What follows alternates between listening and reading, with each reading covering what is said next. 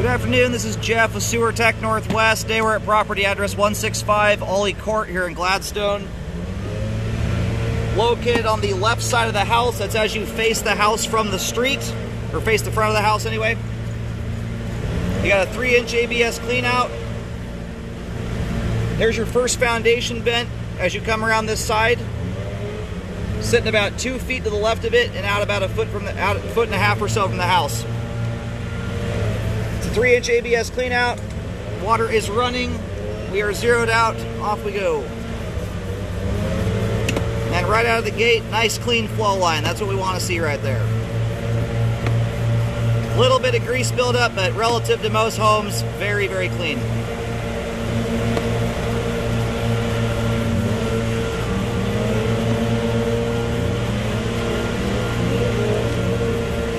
We got a fairly long line here. We're just going to zip the camera out to the main, and we'll pull back once the line. We'll get a better view of everything as we come back out. Transition there to 4-inch 3034 PVC.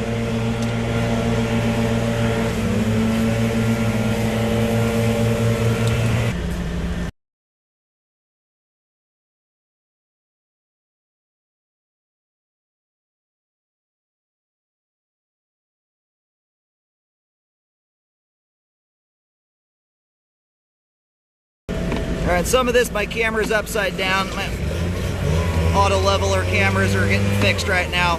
Sorry, but it's probably kind of awkward to look at. Doesn't bug me, but I know that's kind of weird.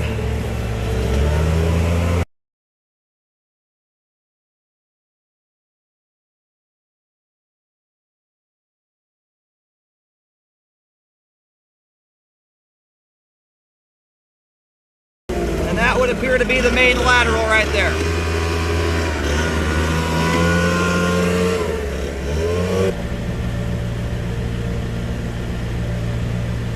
I located the camera head successfully. Line terminates on Ollie Court. As the line makes its way out to the street, it comes up the left side of the house. It jaunts under the driveway. You'll see a secondary clean out in the driveway. The line is in line with that by that point. And then from that point on out, it essentially just runs straight out into the middle of the road. About the middle of the cul-de-sac is where the line terminates. Yeah, if you want to, oh, for some reason my foot counter is not counting backwards, which is not a huge deal. Luckily, I don't believe we have anything here that even is going to need repairs or anything. But anyway, that stuff there right now is at the top of the screen. The top of the screen right now is the flow line. That's where the water moves through the pipe. That right there is a little bit of grease buildup combined with some toilet paper. I'm just pointing this out as an example. This line is very clean. But if you put a lot of grease down the line, your entire line will look like that. It's no big deal when you have it in a couple random places like that, but I'm just pointing that out for educational purposes. Grease buildup, I'm a huge stickler on it. After 13 years and 25,000 sewer scopes, grease buildup is more concerning to me than a lot of structural issues like bellies and offset joints. It's often not until you get thick buildup, like grease buildup, in conjunction with some structural issues and usually some other improper items like wipes or something like that, is often what gets a structural issue to turn into a problem. So we've got a couple tie-ins here. We just went past one that came into the left side of the pipe there. That's as you look out towards the road. As you're facing the house from the street, the next tie-in ahead of the one we're at right now comes in from the right. So it's very possible that you have a shared sewer line. I believe these all have it. Yeah, these are attached wall houses. That's a very common setup. That's not weird at all to have a neighbor come over and tie in like that. And that does appear to be what that is. And then this tie-in here is a test T connection. You always have one of those right before a transition joint. It's a test plug. They put a test bladder in those and pressure test the line and make sure it holds the pressure. That way they know that there's no leaks anywhere. And then once that test is done, it's passed off.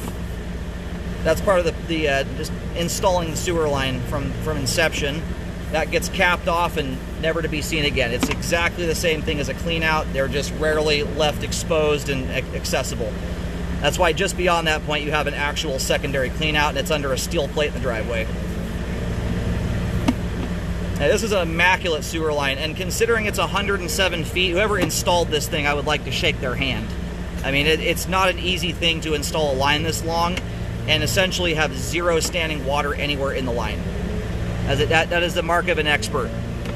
I fully expect on lines like this to have some level of standing water. About 85–90% of them will. Unless you're up on a steep hillside where the property provides all the slope for the line. On a flat property like this, it's in my experience, almost unheard of. So a little bit of grease going back into the house. Now, what that tells you right there, you can see all the grease buildups on the inside of the home. The reason for that is this is a household that washes its dishes with cold water. When you wash your dishes with cold water, you're cooling the grease off almost instantaneously, so most of it will build up on the interior. If you wash your dishes with hot water, the grease will stay melted and emulsified all the way through the crawl space area because that piping is exposed. Once the pipe hits the outside where it's buried underground and it's cold all the time, it'll immediately harden up on the outside. And you'll have clean interior pipes. So there's a little sewer fun fact for you. Not that you were asking for it, but I'm going to give it to you. Anyway, now that I've carved a pathway through it, a lot of that grease is going to slough off. If that level of grease buildup was throughout the entire sewer line, I'd recommend hydrojetting. But it's not an ultra thick layer to begin with. And now that I've just carved a pathway through it, the water can work on it now. If you came back a week from now, probably 75% of that will slough off on its own.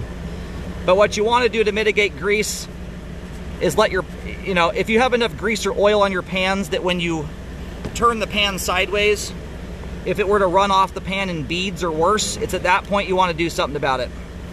Let the pan cool down, wipe it out with a paper towel, pour the grease into a jar, just don't put it down your line. A thin little coating of PAM spray, no big deal. Hot water and soap is the key, and you want to keep your hot water, especially on a line this length, keep your hot water running for about a minute after you're completely done washing that particular, or your dishes in general, especially if they have grease on them. That'll help keep everything melted and emulsified until it gets way out far from the house or all the way to the main lateral. You just want to keep from building up significantly throughout about the first, the interior and about the first 20–30 feet of the line on the outside. Once you're beyond that point, it takes a lot gnarlier circumstance to actually create a blockage significant enough to cause a backup. So anyway, fantastic looking sewer line. It's got good flow end to end, all the pipes in great shape, and by and large, most of it's very clean. Sewer line is functioning properly at this time.